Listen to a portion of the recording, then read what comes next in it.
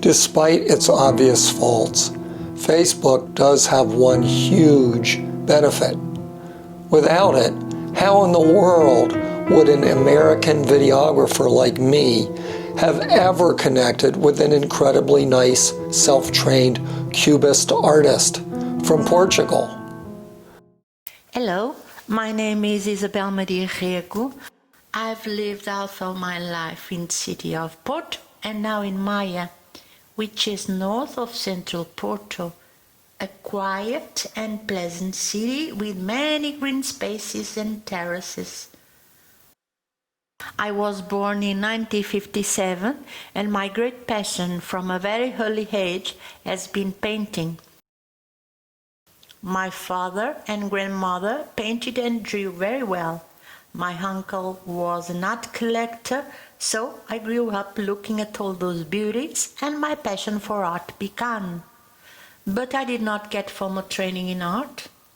In college, I studied both English and German languages and literature and received my degree in Germanic philology. I began my professional life as a Portuguese and English teacher. I then worked for a bank for many years. Around my 30s, I began to study art and copy great masters like Bouguereau, Leighton, Alma-Tadema, Caravaggio and others in order to improve. Fortunately, we have terrific living artists for whose examples I have a great respect and gratitude. I bought some art books and I had the opportunity to admire wonderful works of art. I visited some museums and monuments where I could see, breathe and feel art. In my free time, I practice a lot, trying to absorb the techniques.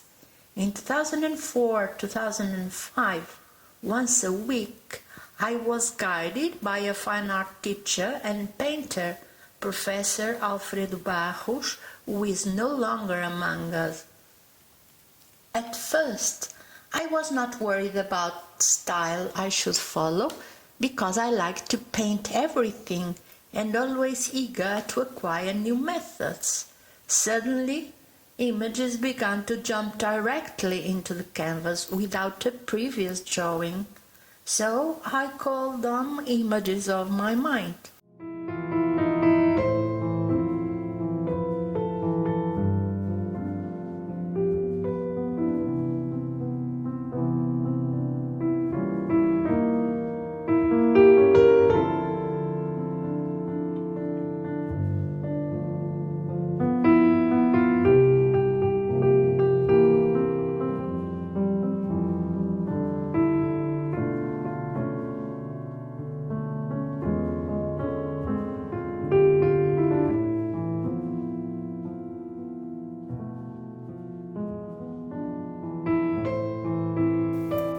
Some Cubist forms and I like them, so I decided to learn about Cubist painters. My favorites are Jean Metzinger, Albert Gleizes, and Lionel Feininger. I am a restless, sensitive and emotional person. The style helps me to control my impulses. Cubist forms, which take a long time to compose and paint, forces me to enjoy each moment with a smile and serenity.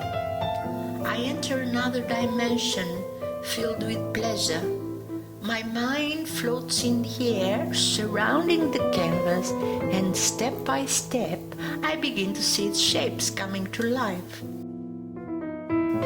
In analytical cubism, you decompose an object into parts and then reassemble it in a new form.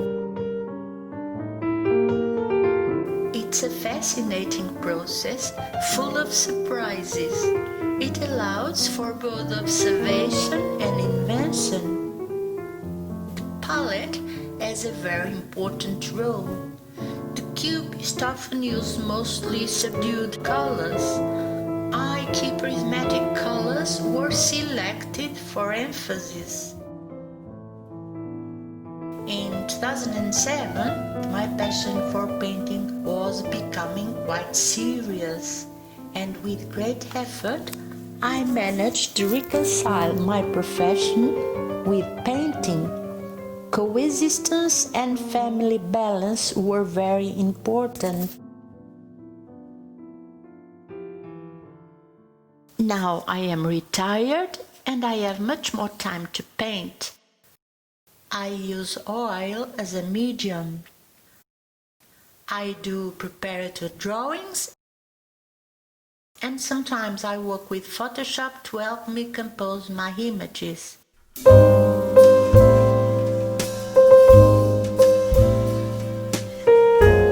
When I'm sad and not at peace with myself, I cannot paint. In those moments, I spoil everything. Better to go for a walk. When I paint, music is often my companion, but sometimes I prefer silence. I don't pretend that my paintings tell a story or express my mental state. Painting gives me great joy. I hope the viewer will feel that joy, passion, and what we call empenhamento total or full commitment that I put into each painting. Nothing can be achieved without passion, discipline, practice, and study. And to my American filmmaking friend John Thornton, all the best from a grateful Portuguese artist. Isabel, thanks for sharing your artistic journey with me. I am so glad we connected, and I wish you all the best with your life and your art.